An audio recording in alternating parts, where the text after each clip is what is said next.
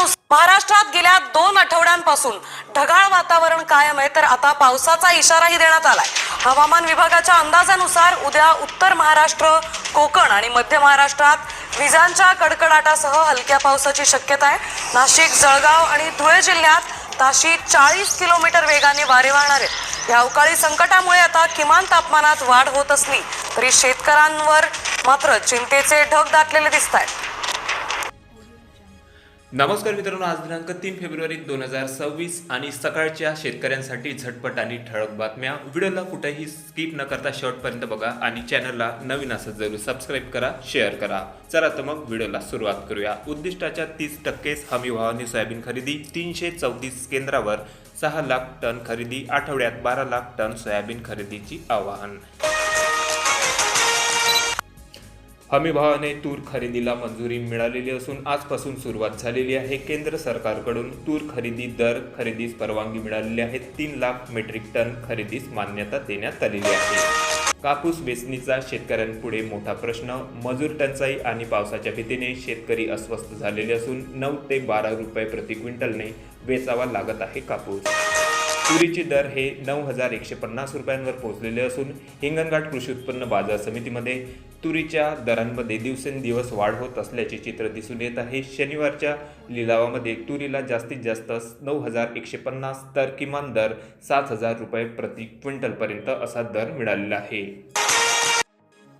Soybean बाजारात अचानक तेजीची हवा, बाजारभाव 6,000चा टप्पा गाठण्याची अभ्यासकांनी केला अंदाज व्यक्त। बाजारामध्ये कमी आवक, रुपयांचे अवमूल्यन, खाद्यतेल आणि सोयाबीनचे वाढलेले बाजारभाव, निर्यातीला मागणी यामुळे सोयाबीनच्या बाजारभावामध्ये चांगली तेजी येत आहे। देशात रब्बी पीक क्षेत्रात 18 लाख हेक्टरवर वाढ, कडधान्यात हरभऱ्याची लागवड सर्वाधिक, गहू 6 लाख हेक्टर अधिक असून ज्वारीच्या पीक क्षेत्रात मोठी घट झालेली आहे। फेब्रुवारीसाठी महाराष्ट्राला सर्वाधिक साखर विक्री कोटा, 15 दिवसानंतर साखर दरांमुळे वाढीची शक्यता वर्तवली जात आहे।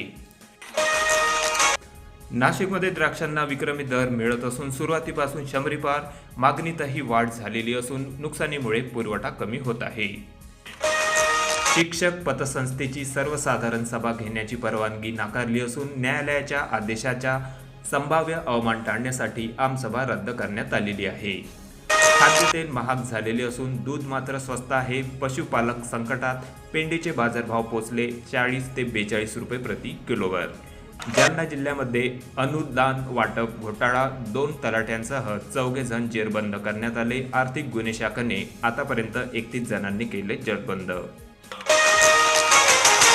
वडीगोद्री परिसरामध्ये कडाक्याची थंडी पडत असून गहू हरभऱ्यासाठी पोषक ठरत आहे। 1,836 हेक्टर क्षेत्रावर रब्बी पेरणी पूर्ण झालेली आहे।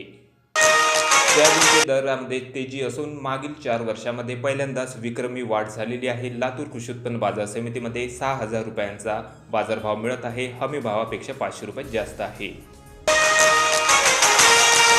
परभणी जिल्ह्यामध्ये जलजीवन मिशनसाठी 10% लोकवर्गणी, 344 ग्रामपंचायतींनी केली हातवर्द। निधी अभावी 261 कामे अर्ध्या तास रखडलेली असून 264 कोटीची अतिरिक्त गरज। मास्टरच नाही, 51,000 मजुरांनी सोडले काम, हजेरीपट प्रदान निर्गमित नाहीत, अधिकारी कर्मचाऱ्यांचा संपाचा फटका। संपामुळे जिल्ह्याभरामध्ये रोहियोची कामे पडली ठप्प, मजूर वर्ग संकटामध्ये सापडलेले असून 144 कंत्राटी अधिकारी कर्मचारी संपावरती। भंडारा जिल्ह्यामध्ये बंद पडलेली धान खरेदी तात्काळ सुरू करण्याची मागणी करण्यात आलेली असून देयके व बोनससाठी काँग्रेसचे जिल्हाधिकाऱ्यांना निवेदन देण्यात आले। पीक पाहणीचा मार्ग मोकळा झालेला असून 27,000 शेतकऱ्यांना मोठा दिलासा मिळतोय। तांत्रिक अडसर अखेर दूर झालेला असून अनुदानाचा घेता येणार आता लाभ। शेतकऱ्यांसाठी धान विक्रीसाठी 31 मार्चपर्यंत आता मुदतवाढ देण्यात आलेली आहे। तर हे होत्या मित्रांनो आज सकाळच्या शेतकऱ्यांसाठी झटपट आणि ठळक बातम्या। अशाच बातम्यांसाठी चॅनलला नक्की सबस्क्राईब करा। भेटूया मग नवीन व्हिडिओ सोबत, तोपर्यंत नमस्कार।